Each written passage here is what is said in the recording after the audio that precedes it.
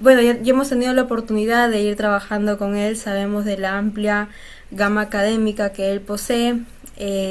Es un experto en todo el manejo de SPSS y otras herramientas digitales que últimamente se están usando en la investigación, ¿no?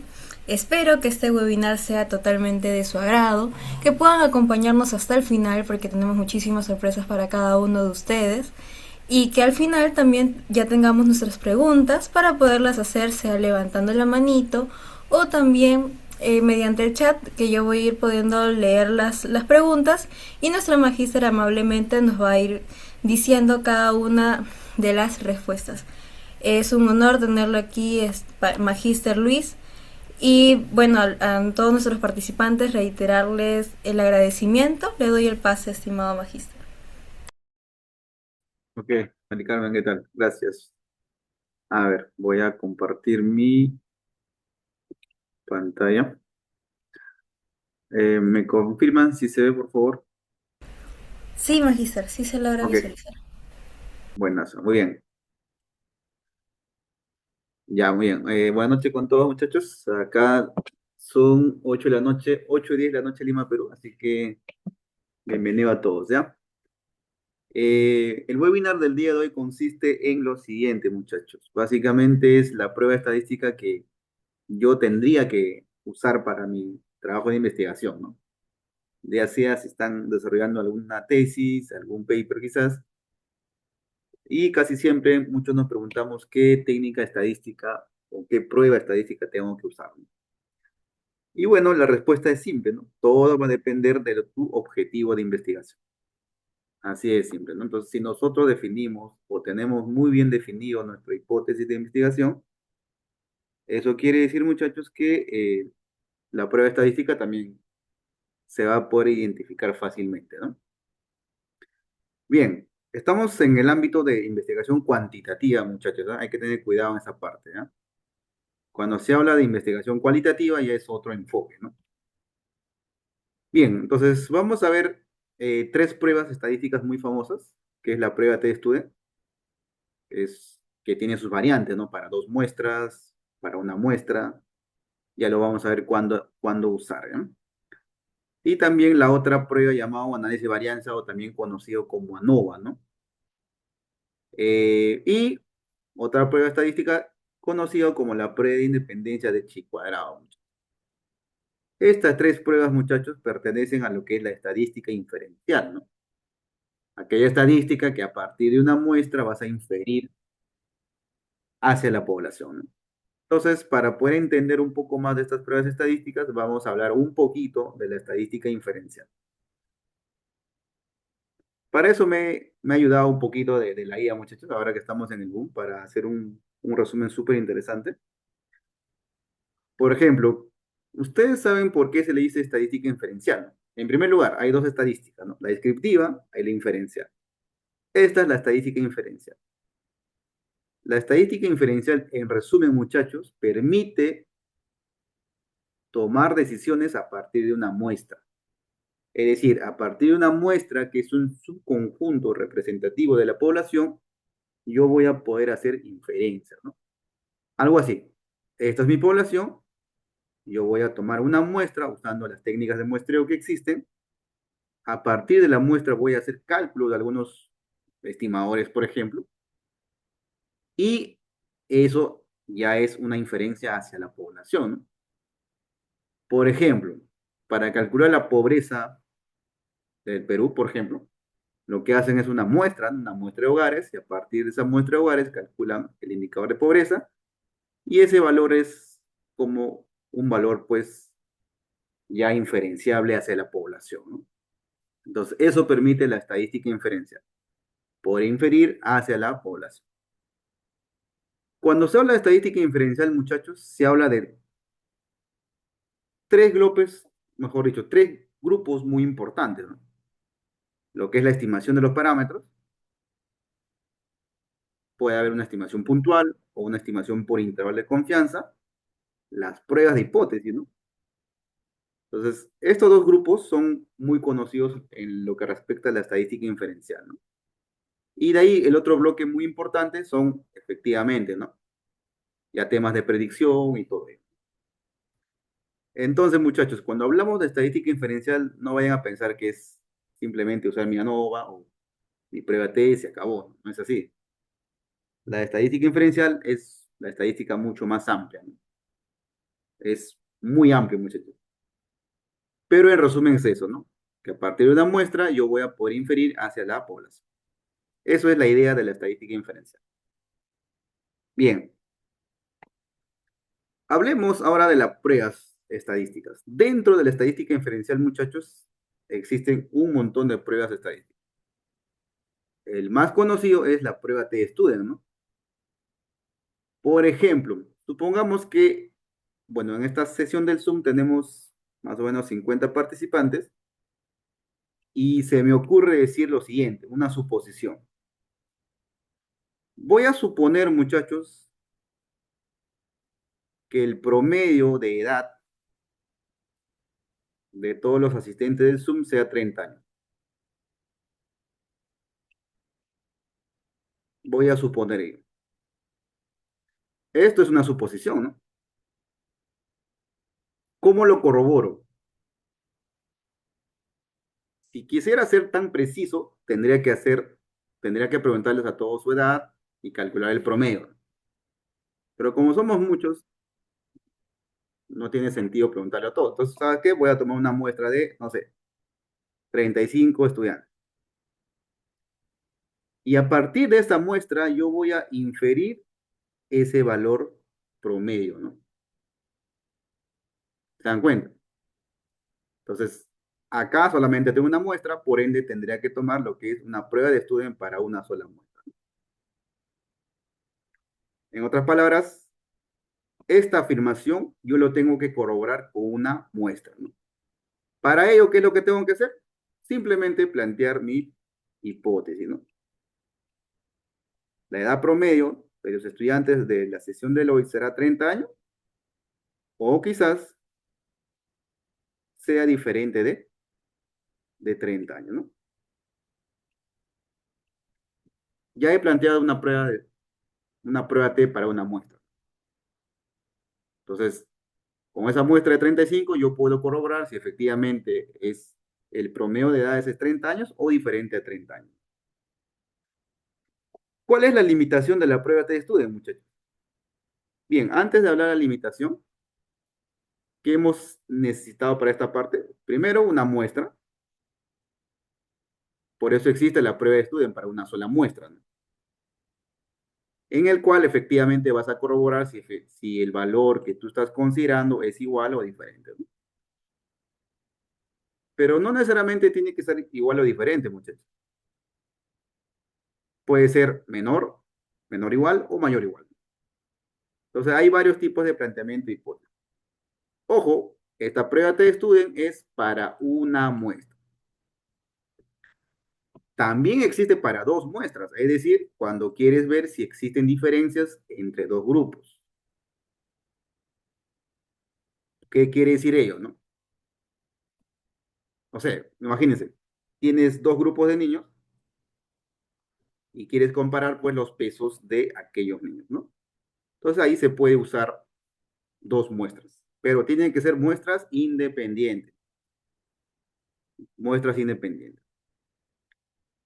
En el ejemplo que acabo de dar, ¿por qué solamente hay una muestra? Porque solamente quiero conocer el valor del parámetro, ¿no?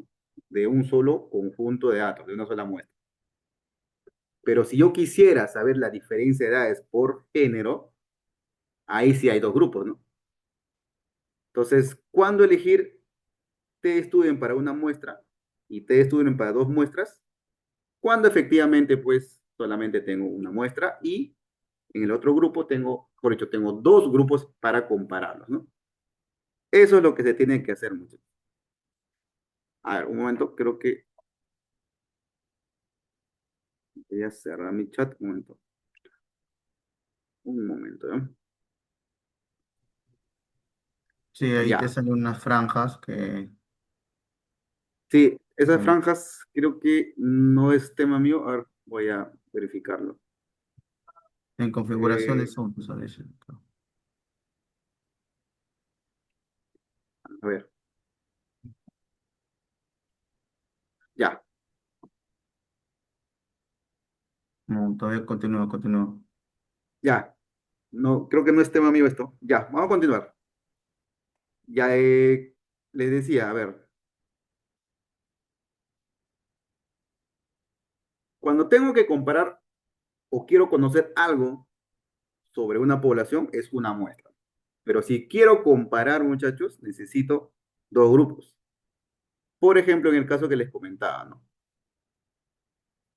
Les comentaba, por ejemplo, que si yo quisiera, por ejemplo, comparar la edad, ¿no? De dos grupos. Entonces plantearía mi prueba hipótesis de la siguiente manera, ¿no? Por ejemplo, la edad promedio de los hombres menos la edad promedio de las mujeres son iguales o son diferentes, ¿no? Entonces, ¿qué quiere decir, muchachos, acá? Que estoy comparando dos grupos distintos. Es decir, tengo dos muestras, ¿no? ¿Eso qué? ¿Dónde corresponde? A la prueba de estudio en dos muestras, ¿no? Ahí está. Pero si mi objetivo solamente es conocer o corroborar algo, por ejemplo, ¿no? La edad justamente de lo que habíamos debatido, ahí solamente estoy usando una sola muestra. Es decir, estaría en el caso de la prueba de estudio para una muestra, ¿no? Ya, hasta ahí quedó claro. Pero hay un problema muy importante, muchachos. ¿Qué sucede? Que para aplicar la prueba T-Student necesitas cumplir con un supuesto que es el supuesto de normalidad. Entonces, esa variable numérica, obviamente, variable numérica que vas a usar, debería tener distribución normal. Pero en la vida real eso es muy complicado, ¿no? A veces no se garantiza ello. Pero existe su parte no paramétrica, ¿no? Existe su parte no paramétrica. Por ejemplo, la prueba de U de Mann-Whitney, ¿no? Que sirve también como un equivalente a la prueba T-Student. Bien, entonces si tu objetivo es corroborar un valor específico o comparar grupos, puedes usar prueba T-Student, muchachos. Solo si tu objetivo de investigación es ello. Muy bien, pero ¿qué pasaría, muchachos, si tú, en vez de tener uno o dos, tuvieras de tres grupos a más? Es decir, quieres, no sé, comparar tres aulas en cuanto a rendimiento académico, por ejemplo.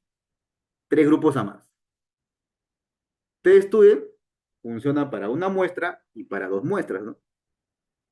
Y si tuvieras de tres grupos a más, ya no funciona, ¿no? Ahí entra a tallar el análisis de varianza, muchachos. Entonces, el análisis de varianza lo que te va a permitir es, ¿qué cosa te va a permitir? Comparar grupos de tres a más, muchachos. Comparar grupos de tres a más, ¿no? Es decir, puedes tener MUSUB 1, MUSUB 2 hasta MUSUB K, donde K es un valor mayor o igual a 3, obviamente, ¿no? Pero solo te permite corroborar si son iguales o si al menos un promedio es diferente, ¿no? Por ejemplo, si quisiera comparar yo, no sé, algún indicador por costa, sierra y selva, es tres grupos efectivamente y por ende puede usar ANOVA, ¿no? Por ejemplo, acá hay un ejemplo interesante que dice el puntaje promedio de desarrollo infantil difiere entre costa, sierra y selva. ¿Son iguales o diferentes? ¿Quién te va a ayudar a responder ello? ¿O qué prueba? En este caso, el análisis de varianza, ¿no? La prueba ANOVA. Eso es. Es decir, cuando en tu trabajo de investigación tienes la necesidad de comparar grupos de tres a más, usas ANOVA. Bien, ojo, de tres grupos a más. Un limitante de la ANOVA, muchachos, es que también requiere cumplir ciertos supuestos. En este caso, necesitas cumplir la normalidad y la homocedasticidad de las variables, ¿no? Entonces, ahí es el gran problema. Muchos encuentran esa dificultad y no usan, pues, quizás una prueba equivalente. El ANOVA, muchachos, es una prueba paramétrica. Si no se cumple con el supuesto de normalidad y homocedasticidad, no hay que asustarnos, muchachos. Existe también su contraparte no paramétrica llamado Kruskal-Waltz, ¿no? Que también te permite corroborar una hipótesis muy similar, ¿no? La única diferencia que usa la mediana. Pero son pruebas equivalentes, muchachos. Uno es paramétrico, ANOVA en este caso. Kruskal-Waltz es una prueba no paramétrica equivalente a la ANOVA. Es mucho más, se podría ser mucho más robusto, ¿no? Porque no requiere supuestos. Bien, eso es el famoso ANOVA, muchachos. Y si queremos un poquito más de teoría, Eh, muchachos, cuando se, hablamos de ANOVA, se puede preguntar, por favor? al final, por favor, de la Pero se me sesión, olvida lo que voy a preguntar. ya a ver, adelante. Vamos. Sí, en ANOVA usted dijo dos supuestos, ¿no? Que es para tres grupos o más. Sin embargo, dijo que hay que cumplir con dos supuestos. Uno es la prueba de normalidad y el otro es la prueba de ¿qué dijo? Homocedasticidad. Homostecidad. Sí, ¿Lo la puede prueba de escribir en el chat, por homocedasticidad, favor? la prueba de homocedasticidad, muchachos, es que exista igual variabilidad por grupo. Eso es. Eso es un supuesto de la norma. Muy aparte de la normalidad, debe haber variabilidad constante en los grupos. Eso es. A ver, en el chat hablan de ANOVA bifactorial. Es otra cosa, hay que tener mucho cuidado, muchachos. Cuando se habla de ANOVA, así a secas, es el ANOVA de un factor. Existen ANOVAs de dos factores y así muchos más. Inclusive hay anidados y todo. Eso ya se ve en un curso mucho más especializado llamado diseño de experimentos. Ya es un curso más avanzado, ¿no? Lo que vamos a ver ahora es la ANOVA de un factor o unifactorial, como le dicen, ¿no? Que es, se podría decir, lo más usado, pues, o lo más conocido, se podría decir, ¿no? Por eso, muchachos, les comentaba lo siguiente, ¿no? El ANOVA de un factor, bueno, es una prueba estadística que te permite comparar grupos. Ojo, ANOVA de un factor. Como les había comentado, tiene supuestos. No lo he mencionado, tampoco lo he mostrado en este PPT, porque la idea del webinar es que sea algo productivo, ¿no? Pero en el curso lo vamos a ver más detalle, ¿no? Miren este ejemplo interesante, muchachos. ¿Cómo ustedes van a poder identificar qué prueba usar? Primero, su objetivo de investigación debe estar lo mejor definido posible. Ya. Olvidemos de ello y supongamos que encontramos un ejercicio, un problema de este tipo, ya. En el cual se centra en lo siguiente, muchachos. Se está preocupando, mejor dicho, hay un problema de concentración de monóxido de carbono y quieren saber, muchachos, si la concentración de monóxido de carbono es la misma los días de la semana. Para ello, lo que se hizo es recoger mediciones, muchachos, 8 mediciones durante día lunes, martes, miércoles, jueves y viernes. 8 mediciones por día, muchachos. Y el objetivo es saber si la concentración de monóxido de carbono es la misma durante los días de la semana. ¿Es igual o es diferente? Eso es lo que quieren verificar. Para ello, ¿qué se tiene? 40 unidades experimentales y queremos estudiar el efecto de las concentraciones de monóxido de carbono los 5 días de la semana, ¿no? Queremos saber si son iguales o diferentes en promedio. Naturalmente acá tendríamos que hacer algo mucho más formal, ¿no?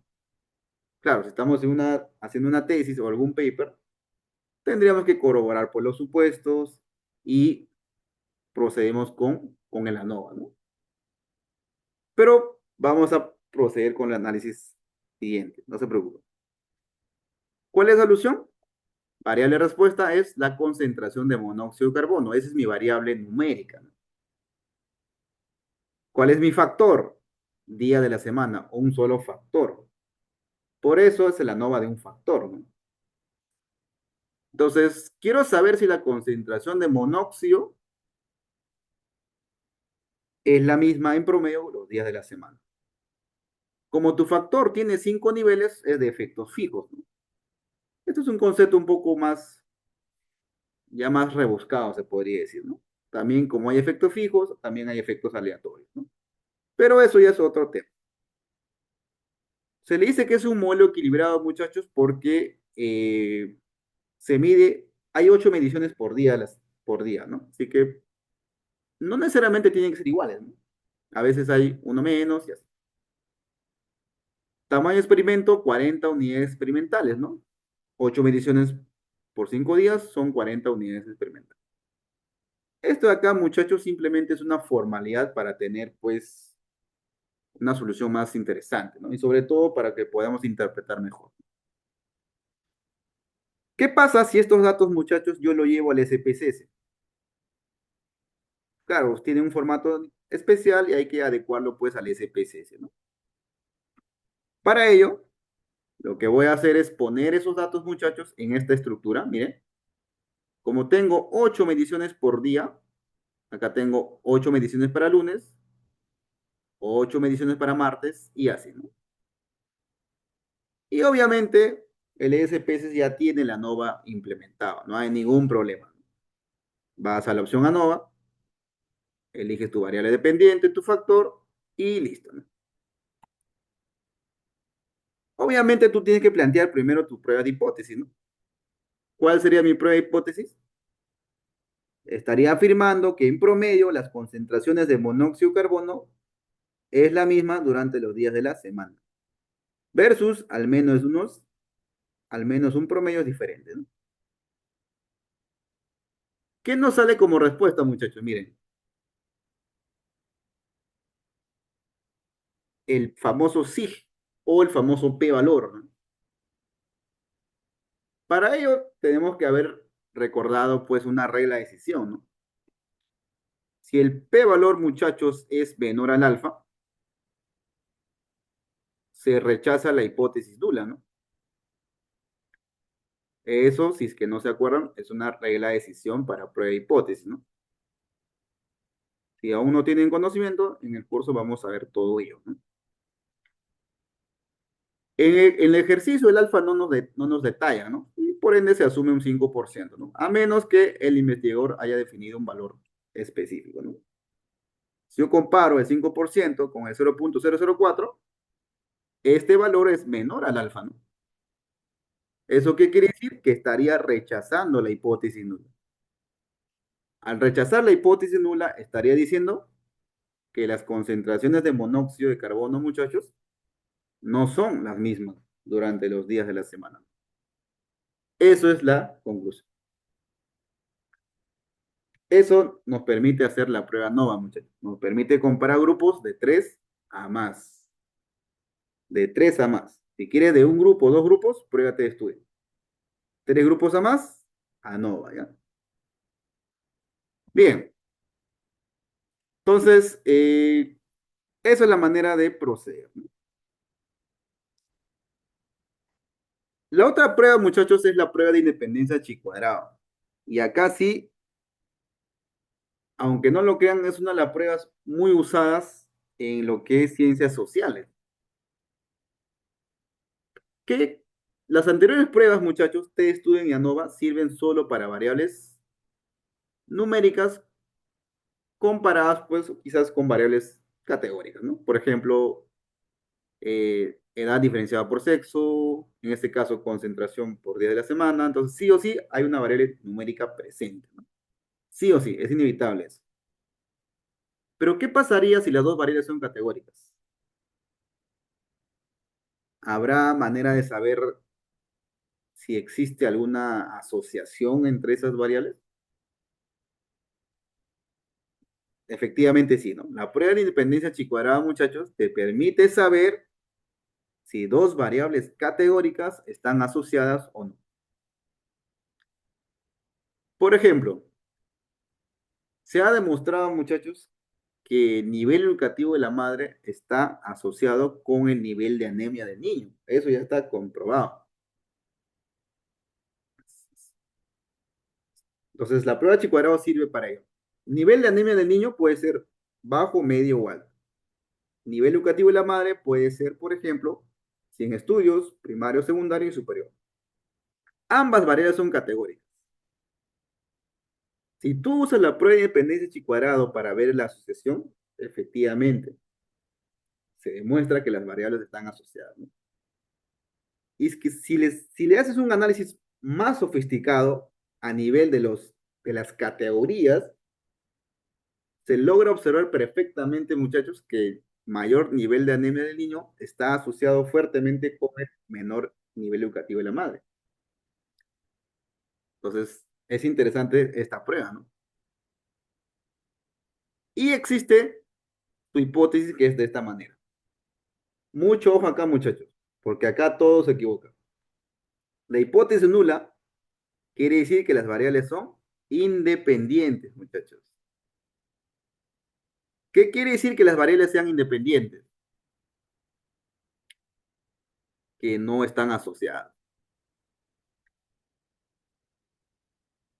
Eso hay que tener mucho cuidado, muchachos. No están asociadas, ¿no?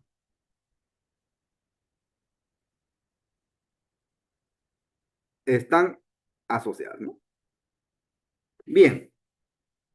¿Por qué recalco sobre el planteamiento de la hipótesis, muchachos? Porque muchos lo plantean al revés. Es decir, siempre lo que quieren probar lo ponen acá, ¿no? Mucho cuidado, muchachos, porque el planteamiento de hipótesis de las pruebas estadísticas ya están definidas. Tú no lo puedes cambiar convenientemente el orden, eso no se hace. ¿Por qué? Porque la teoría está clara, no está dada. No se puede cambiar, muchachos. Pero he visto muchos trabajos que lo han puesto al revés, ¿no? Mucho cuidado en esa parte. Bien, en resumen, la prueba de independencia chi cuadrado sirve para ver asociación entre dos variables categóricas, muchachos. Nada más.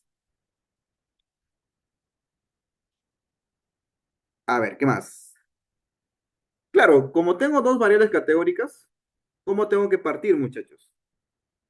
Tengo mi variable categórica uno, mi variable categórica 2, entonces puedo armar mi tabla de contingencia, ¿no?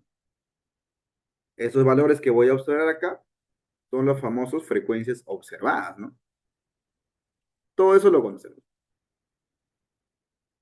A partir de las frecuencias observadas, tengo que construir las frecuencias esperadas, ¿no? ¿Para qué? Para calcular mi estadístico chi cuadrado, ¿no? Que efectivamente era esto, ¿no? Frecuencia observada menos frecuencia esperada al cuadrado entre el valor esperado. Este es el famoso valor del estadístico chi cuadrado, ¿no? Pero no nos vamos a entrar a ese detalle en este momento. Eso ya es tema que se va a ver en el curso. Pero igual les voy a poner un pequeño resumen de cómo se plantea la hipótesis, muchachos. Hipótesis nula, las variables son independientes, que es lo mismo decir que no están asociadas, ¿no? Versus X y Y no son independientes o están asociadas, ¿no? Esto de acá, muchachos, es muy importante. ¿Por qué? Porque si tú planteas mal tu hipótesis, todo está mal. Clave, esto para mí es lo más importante que el estudiante comprenda. Plantear correctamente la hipótesis estadística en función a la prueba que está usando. No todas las pruebas tienen el mismo planteamiento de hipótesis. Ojo ahí. Esto es su estadístico de prueba, ¿no? Seguramente ustedes lo han visto ahí en un libro. Esto es el famoso estadístico eh, de prueba, ¿no? O también conocido como la distancia chi cuadrada. Que eso ya se ve en temas más avanzados, ¿no? Pero esto es el estadístico de prueba. Antes, ¿qué se hacía? El estadístico de prueba, tú lo comparabas con un valor crítico, ¿no? Entonces, si tu estadístico de prueba estaba por encima del valor crítico, entonces se rechazaba la hipótesis nula. Esta forma de resolver, muchachos, es un poco arcaico, ¿no? Ahora ya no se usa esto. Ahora de frente usamos el p-valor con el alfa y listo, ¿no? Pero igual, años atrás, pues, en los exámenes de la universidad se hacía todo manualmente. Así que esto era muy importante en esa época. Pero ahora, con el avance computacional, ya es mucho más sencillo las decisiones para las pruebas estadísticas, ¿no? Acá hay un ejemplo interesante, muchachos. Quiero saber lo siguiente. Bueno, este es mi conjunto de datos. ¿Y qué estoy observando, muchachos? Que tengo mi primera variable categórica, grupo de edad. Mi segunda variable categórica, tipo de buscadores. ¿Ambas son categóricas? Sí. Bien, mi pregunta es, ¿existirá asociación entre el grupo de edad y los tipos de buscadores? ¿Qué nos dice el sentido común, muchachos? Evidentemente sí, ¿no? Google actualmente es más conocido pues por los jóvenes, ¿no? Pero, ¿y estos buscadores? No creo que los jóvenes o los niños lo conozcan, ¿no? Posiblemente los adultos más, ¿no? ¿Por qué? Porque son en contextos diferentes, ¿no? Entonces, evidentemente sí debe haber asociación, debería de haber, pero lo que yo estoy afirmando no tiene respaldo hasta que yo haga la prueba de hipótesis, ¿no? ¿Se dan cuenta? Entonces, ¿qué prueba de hipótesis tendría que usar, muchachos, para ver si estas dos variables categóricas están asociadas o no? Chi cuadrado, ¿no? No creo que alguien me diga ANOVA, ¿no? No creo que alguien me Ya diga está. TF. Entonces, necesariamente tengo que usar la prueba chi cuadrado. Son dos variables categóricas, ¿no? Bien. Entonces, como son dos variables categóricas, entonces quiero ver asociación, entonces sería la prueba de independencia de chi cuadrado, ¿no? Muy bien. Listo. ¿Cómo es mi hipótesis nula?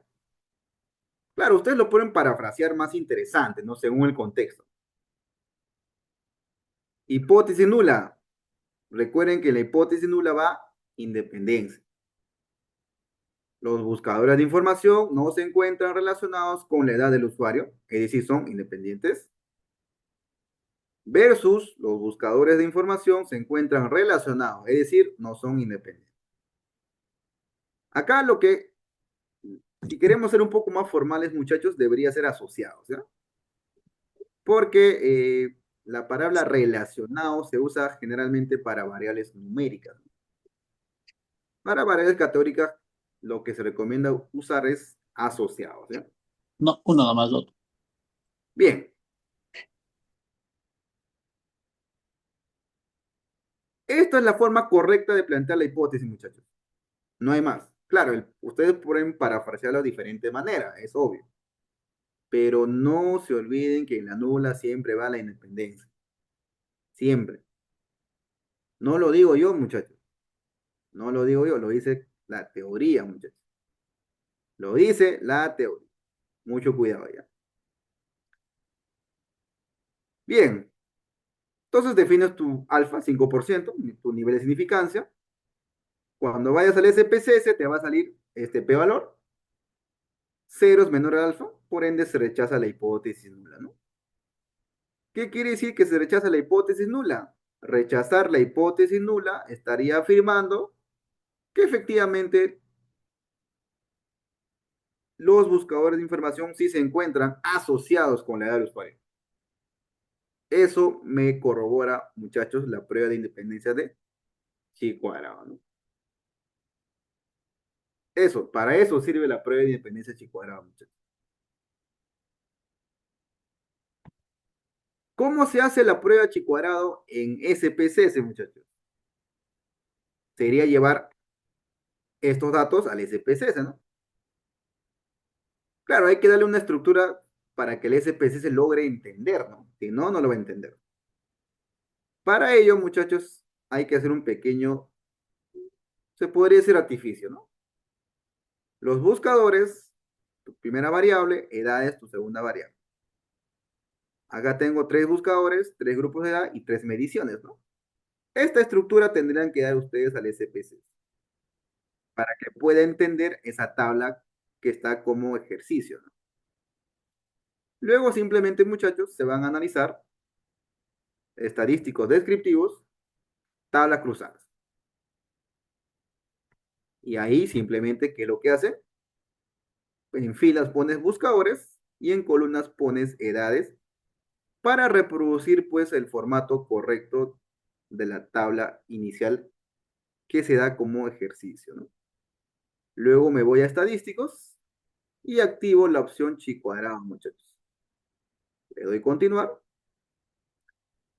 Y listo, muchachos. Acá está mi significancia o mi famoso p-valor, muchachos.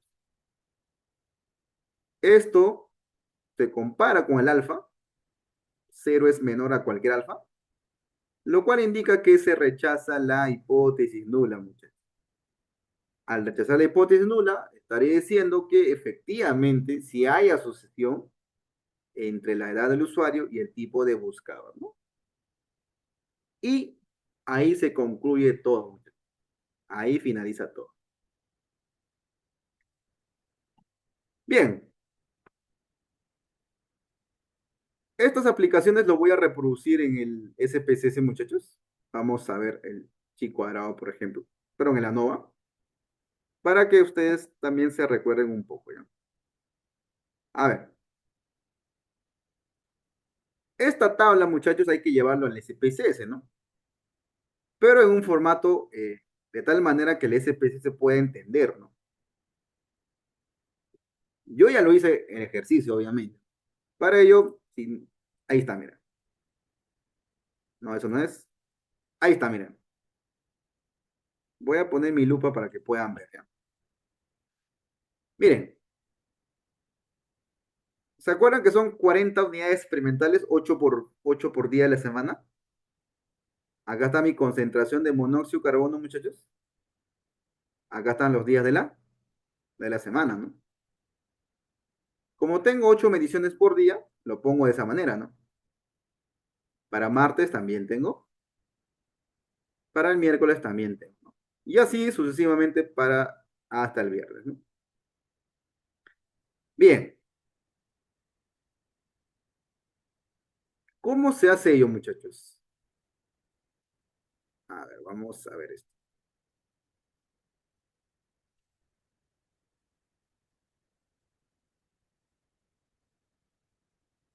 Me voy simplemente a analizar, muchachos. Comparar medias.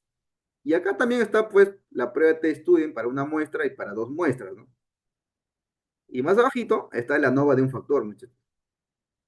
Simplemente le dan, pues, clic ahí, ¿no? Listo. En dependientes, obviamente va la variable numérica, ¿no? Y en día de la semana, que es el factor, ahí está. Le puedes pedir más análisis, ¿no? La prueba post-hoc. La prueba post-hoc es para comparaciones de 2 a 2, ¿no? Mire, también puedes pedir, pues, descriptivos, ¿no? Vamos a agregarlo, ¿no? No, en vez de descriptivos me conviene el gráfico de media. Y simplemente le voy a hacer. Miren, muchachos, acá está su ANOVA y acá está su significancia o su p-valor, ¿no? Este p-valor comparado con el alfa 5%, esto es mucho menor que el alfa. Por ende, se rechaza la hipótesis nula. Al rechazar la hipótesis nula, muchachos, estaríamos diciendo que las concentraciones de monóxido de carbono son diferentes por día de semana, ¿no? Eso es la decisión final. La prueba de hipótesis es como quien dice la sentencia.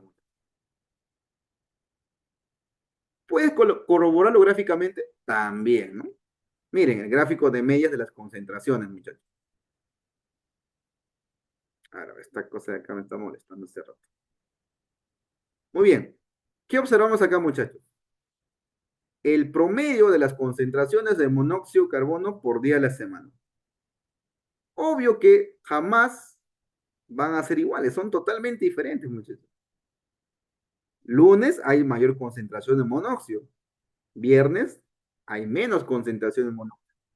¿Y qué nos dice la prueba de hipótesis? ANOVA, que efectivamente las concentraciones en promedio no son diferentes, en otras palabras. Pero gráficamente se observa claramente que es diferente, pero la prueba de hipótesis ya es la decisión final.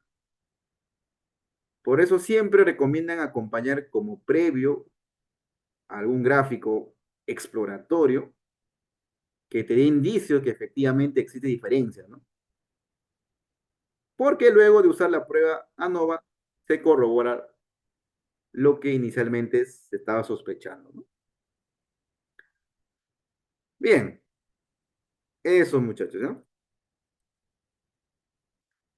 A ver, voy a hacer el ejemplo ahora para el caso de buscadores, ¿no? El tipo de buscadores, ¿no? Voy a poner mi lupa. Ahí las consultas al finalizar la sesión, muchachos, ¿ya? No se preocupen. Para el caso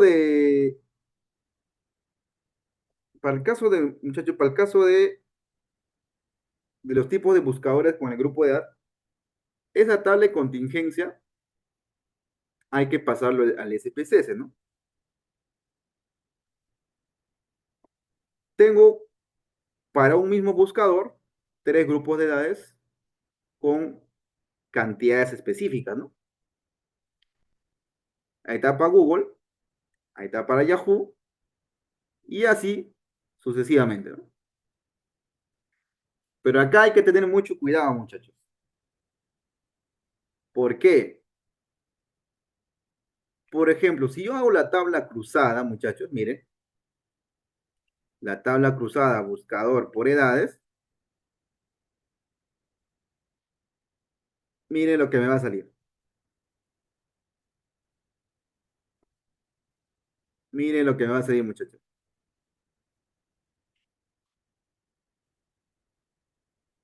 Esta cosa de acá. A ver.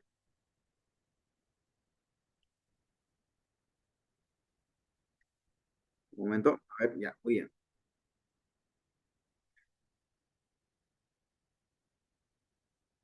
Miren lo que me sale, muchachos. Si hago ese proceso.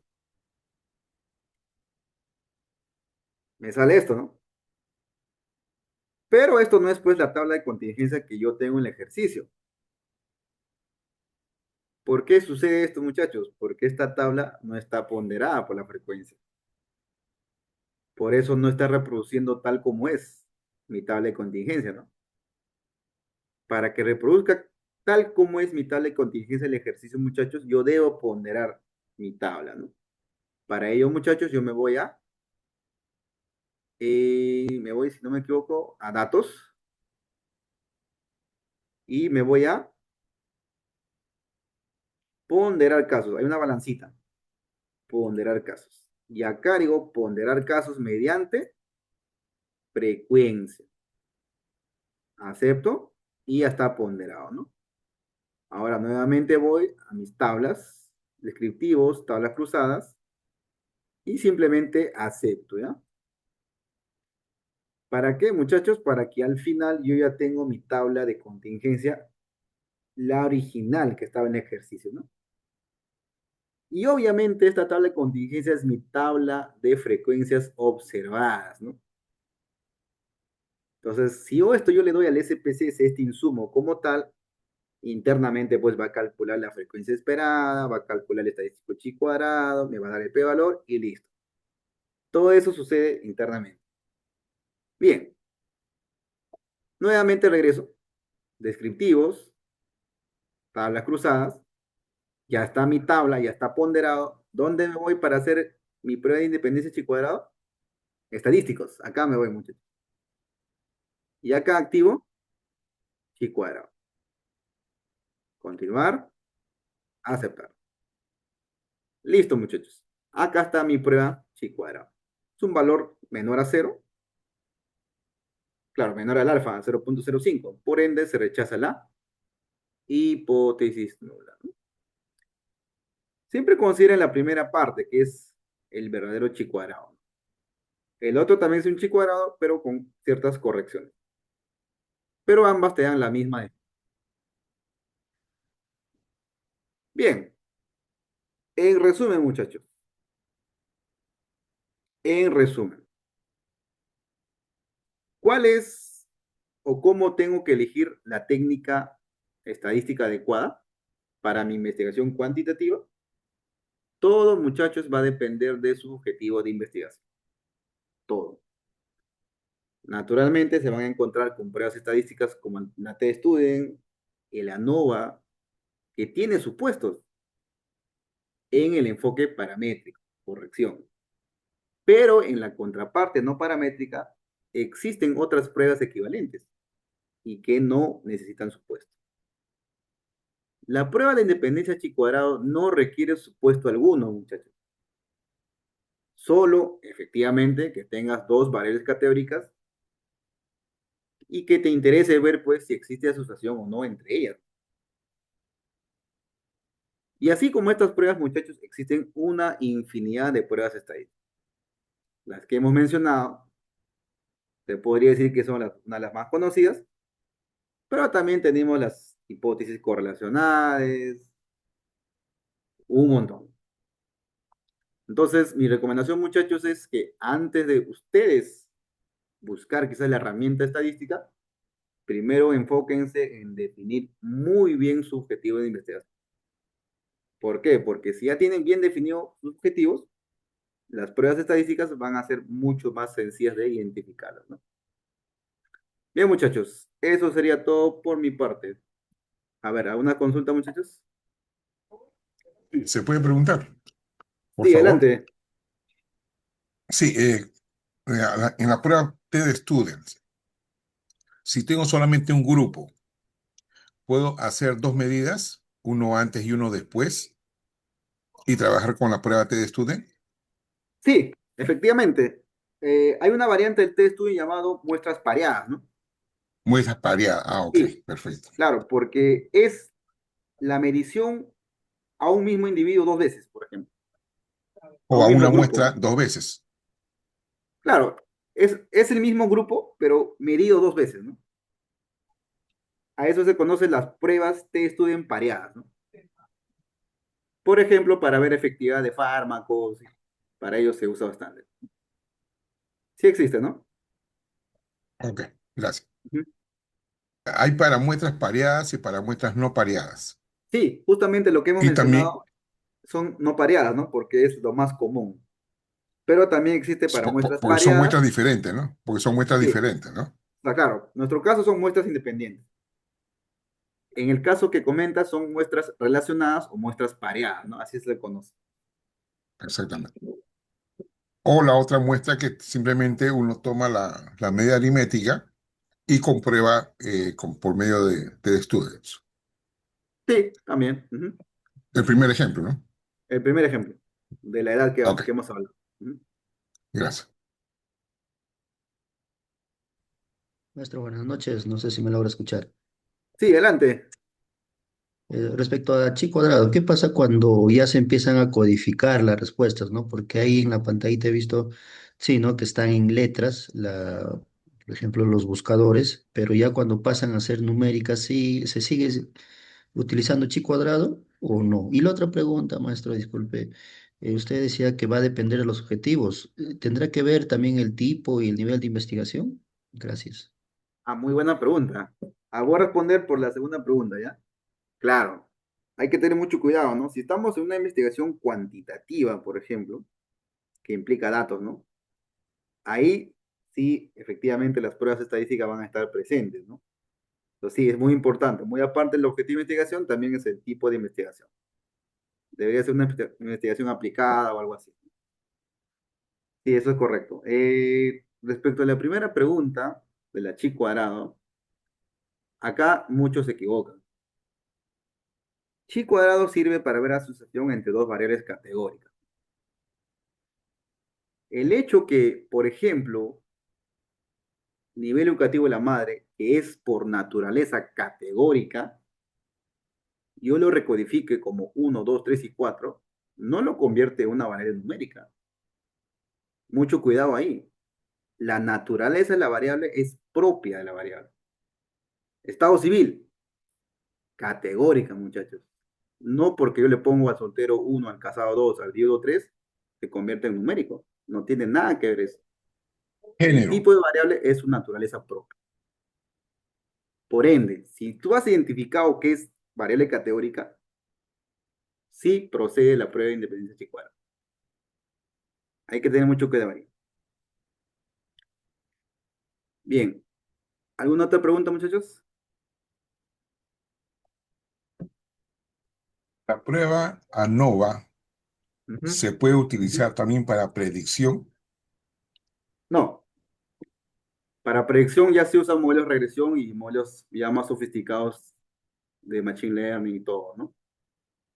ANOVA simplemente permite comprar grupos, nada, Sin de embargo, 3 a. cuando uno hace regresión, la prueba de ANOVA le da los coeficientes, creo yo. No, no, no, no, corrección. Cuando se hace regresión en la ANOVA sirve para ver la significancia de los parámetros, pero es otra cosa, no hace predicción. La Ok, regresión como gracias. tal sí es un modelo predictivo, pero la ANOVA es un insumo que se usa para validar si los coeficientes de la regresión son significativos o no. Pero es otra cosa. Ok. Ujú. Muy bien. A ver, creo que en el chat hay más preguntas. A ver, vamos a ver. Genaro dice, ¿no? Diseño por bloques, correcto. El ANOVA, por ejemplo, de dos factores o factores aleatorios, muchachos, ya son temas un poco más sofisticados, ¿no? ¿Qué se ve en un curso que ustedes, por ejemplo, buscan ahí en Google, diseño de experimentos? Ahí hacen ANOVAs muchos más complicados, ¿no? Hay modelos factoriales y todo ello. Pero eso ya es un curso especializado. Ahora, otra pregunta. César Manuel dice, en Yamovi no, en SPSS, ¿no? Pero Yamovi también te puede hacer estas pruebas.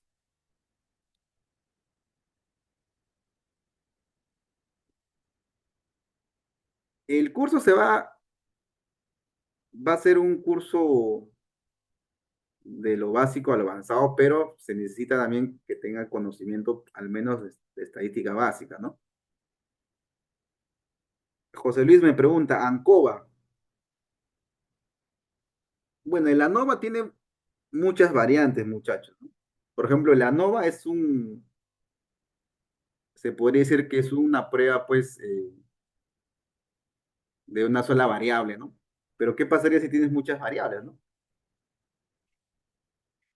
Ahí es el famoso MANOVA y todo. Ya hay toda una teoría por delante. Pero primero lo primero, como se dice, ¿no? Poco a poco. A ver, su compañero Yomer Serna me pregunta lo siguiente. Cuando hay una correlación entre dos variables al momento de hacer la prueba de normalidad,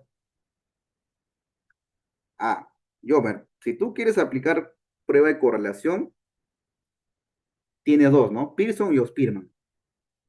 Pearson es el más usado, pero la gente no sabe, y muchos no saben, muchachos, que Pearson pide normalidad de las variables, de las dos. Y su compañero me pregunta, ¿qué pasa si uno cumple y el otro no? No procede Pearson. Así de simple. ¿Qué procede ahora? Spearman. Spearman no tiene supuestos. Pero ¿por qué la gente usa Pearson? Porque desconoce que existen pruebas alternativas, muchachos. Pearson es una prueba de correlación paramétrica. Spearman es una prueba de correlación no paramétrica. Entonces, no piense que si no se cumple, tengo que forzar las cosas, ¿no? Siempre existen técnicas alternativas.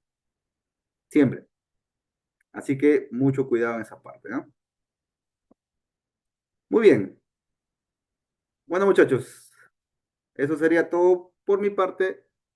Si ya no hay más preguntas, nos estaremos quedando en esta parte. Buenas noches. Una consulta. Sí, adelante. Sí, mira, a ver, yo recién estoy entrando a este tema de las tesis y bueno, quiero algo, algo digamos, a modo de consejo, ¿no? Por ejemplo, eh, yo quiero hacer una tesis respecto o relacionado a temas meteorológicos oceanográficos, ¿no? Donde básicamente hay datos, digamos, que se recopila en un tiempo, digamos, determinado, ¿no? 10 años, 20 años, y esa información se llama, se valida, se calibra, etcétera, etcétera. Entonces, yo quería saber, digamos, dentro de lo que le comento, ¿no? A modo de consejo, digamos, qué tipo de pruebas de manera general se utiliza para ese, digamos, para ese tipo de, digamos, de carrera, por decir, ¿no? No, eso no sé si me puede orientar. Ya, muy buena pregunta. Mira, donde ustedes tengan disponibilidad de datos, es decir, variables, una base de datos con variables numéricas, variables categóricas, suficiente. Suficiente para ustedes usar la estadística descriptiva, la estadística inferencial. Ese es el punto de partida, tener datos. Y, y ni se imagina que hasta un estudiante de literatura, un estudiante de psicología o de sociología, tienen datos, muchachos, tienen. Yo siempre les comento, ¿no? Basta que ustedes tengan datos en formato Excel o en cualquier otro formato, están listos para usar todas estas herramientas, muchachos. Todo. Pueden hacer gráficos, pueden calcular correlaciones, pueden usar su ANOVA, pueden usar su test-student, todas las pruebas estadísticas. Entonces, si ustedes tienen datos, como su compañero comenta, de meteorología y todo eso, mucho mejor aún, porque son datos muy interesantes, ¿no? Entonces, sí se puede, ¿no? Donde haya datos, muchachos, estas pruebas se pueden usar. Donde haya datos. Como les comenté, ¿no? La profesora de educación inicial, por ejemplo, tiene bastante datos. Los psicólogos ni hablar, ¿no? Entonces, pero, ojo, hay que tener datos. Al menos un cuadrito como les he mostrado, ¿no? Ya, si ya tienen base de datos grandes de sus empresas o de las instituciones donde elaboran, mejor aún, ¿no? Se puede hacer análisis. Bien, ¿alguna otra pregunta, muchachos? Maestro, Sí, adelante. finalmente, maestro, por ejemplo, yo soy de la carrera de psicología, ¿no? Y hay mucha discrepancia en cuanto a los jurados revisores, cuando al proceso, respecto al análisis estadístico, en donde algunos mencionan que sí se debe de realizar una prueba por la prueba de normalidad para identificar, pues, el estadígrafo en este caso, y algunos docentes refieren de que no, ¿no? Por ejemplo, para carreras, para instrumentos psicológicos de variable ordinal, sí o sí, se utilizaría solamente Rhodes-Spearman, ¿no? Entonces hay esa discrepancia, por así decirlo, entre algunos revisores y deja dudas, ¿no? ¿Cuál sería su respuesta al respecto, maestro? Ah, Gracias. ya. Muy buena pregunta. Ya, en primer lugar, los asesores o los jurados no son estadísticos. Ahí es el principal problema, ¿no? La teoría dice bien clara. Si ustedes agarran un buen libro de estadística, dice lo siguiente. Si quiero medir la correlación entre dos variables numéricas, o dejemos en numéricas, puedes usar correlación de Pearson o correlación de Spearman. Pearson te pide dos cosas muy fuertes: linealidad y normalidad de las variables numéricas. Así de simple dice los libros, ¿verdad? Clarito dice la teoría.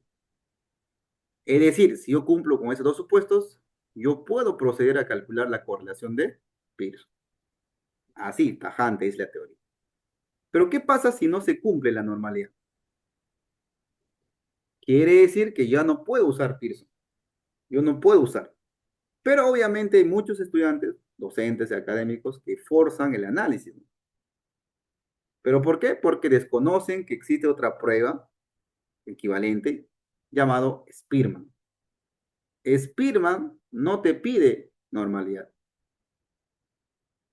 y funciona para variables numéricas y también para variables ordinales. Ahí dense cuenta que efectivamente existe otra herramienta equivalente.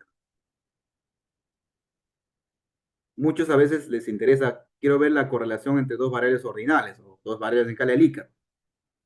Spearman sirve también para ello, cosa que Pearson no funciona. Claro, si tú le das al SPSS dos ordinales, le pides Pearson, sí te lo va a calcular, ¿no? Obviamente. Pero estarías equivocado, haciendo mal las cosas. Entonces, mucho cuidado con esa parte. Bien. ¿Alguna otra pregunta, muchachos? Germán pregunta lo siguiente. Eh, no se debe usar el p-valor, sino los intervalos de confianza. Eso es una afirmación interesante, Germán. Pero eh, esa recomendación es cuando tu muestra es pequeña. Muchas veces tenemos muestras, pues, no sé, 40, 35, ¿no? Y obviamente tomar una decisión basada en una prueba de hipótesis es un poco delicado, ¿no?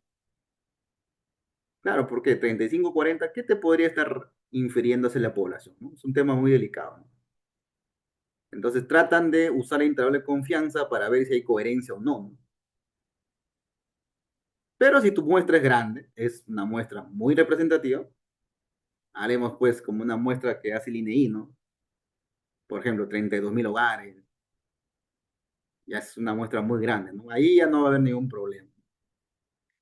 Entonces, pero sí, hay que tener mucho cuidado en la decisión que tomamos, peor aún si nuestra muestra es pequeña, ¿no? Eso es una buena práctica, se podría decir. Bien, muchachos. Entonces, nos quedamos acá por mi parte y ahí le doy paso con los responsables y los encargados del mundo tesis. Muchas gracias por su atención.